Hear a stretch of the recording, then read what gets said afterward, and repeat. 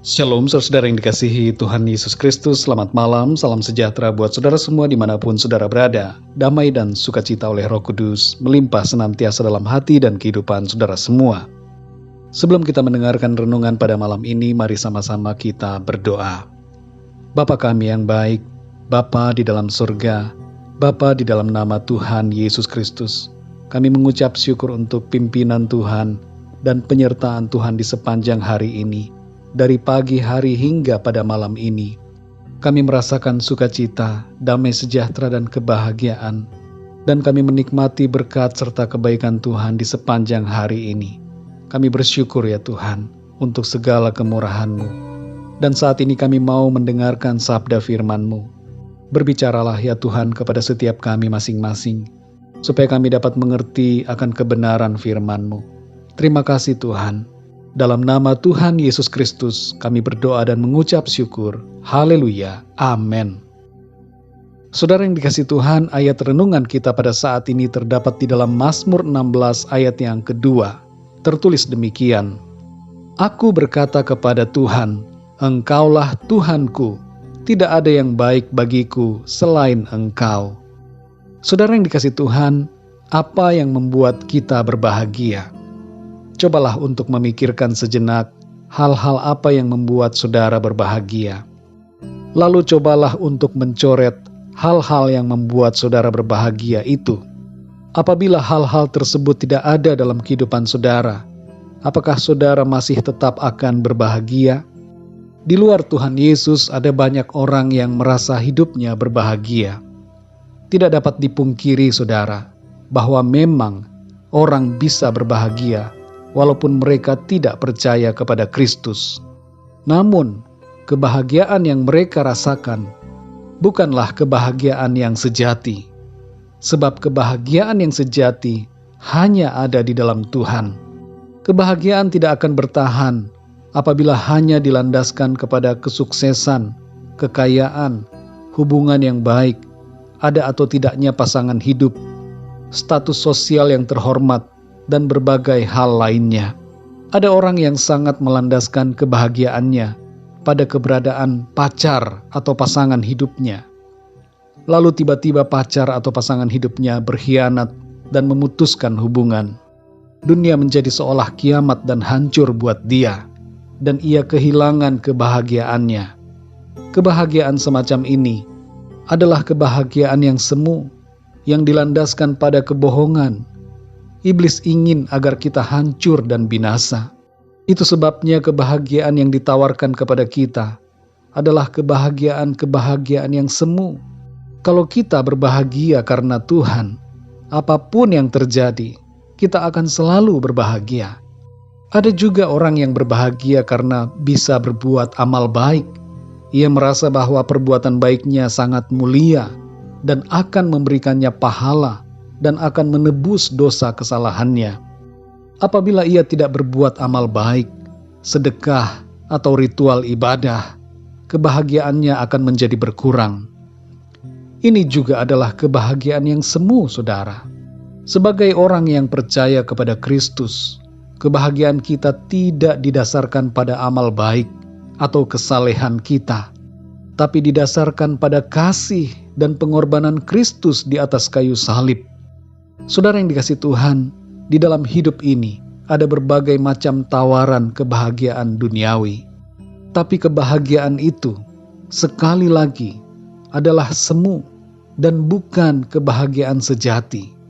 Kita yang percaya kepada Tuhan Yesus Kristus bisa juga mengalami ketidakbahagiaan apabila fokus hidup kita berubah, yaitu ketika kita tidak lagi sungguh-sungguh mengasihi Tuhan Yesus dan hati kita mendua.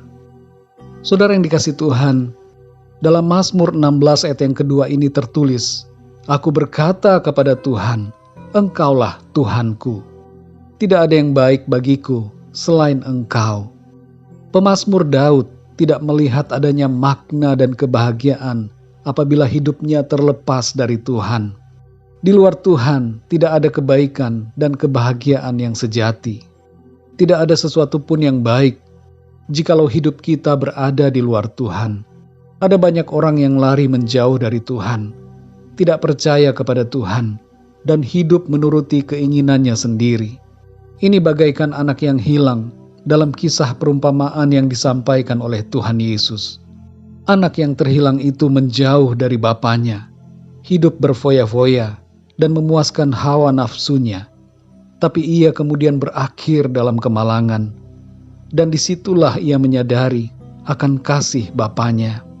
Saudaraku yang terkasih, di luar Tuhan, mungkin kita bisa menikmati dosa dan berbagai kenikmatan dunia, tapi jiwa kita merana dan hidup kita menuju kepada kebinasaan.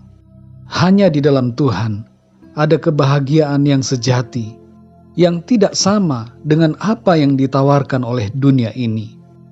Malam ini saudara, mari kita kembali menyadari bahwa Tuhanlah yang terbaik buat kita. Dan hanya di dalam Tuhan Yesus saja kita mengalami sukacita dan kebahagiaan yang hakiki. Rasul Paulus mengungkapkan kebenaran yang sama dalam Filipi 1 ayat 21, yakni bagiku hidup adalah Kristus. Kebahagiaan hidup dan tujuan hidup kita hanya kita temukan di dalam Tuhan Yesus Kristus. Saudara yang dikasihi Tuhan, apapun situasi kehidupan kita saat ini, sadarilah bahwa kita adalah orang-orang yang berbahagia karena Tuhan. Dialah kebahagiaan dan kebaikan kita. Seperti pemazmur Daud, biarlah kita juga dapat berkata, tidak ada yang baik bagiku selain Engkau Tuhan. Mari kita berdoa saudara. Bapa kami yang di sorga, Bapa di dalam nama Tuhan Yesus Kristus, kami mengucap syukur Tuhan, oleh karena firman-Mu ya Tuhan, memberikan kami pengertian yang benar, bahwa hanya di dalam Engkau kami mengalami kebahagiaan yang sejati.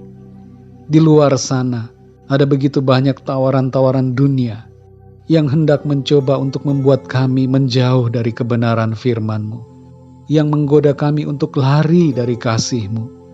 Tapi saat ini ya Tuhan, kembali firman-Mu meneguhkan hati kami, menjamah hati kami, membuka pengertian bagi kami, bahwa sungguh hanya di dalam Engkau ya Tuhan, kami menemukan sukacita dan kebahagiaan yang benar.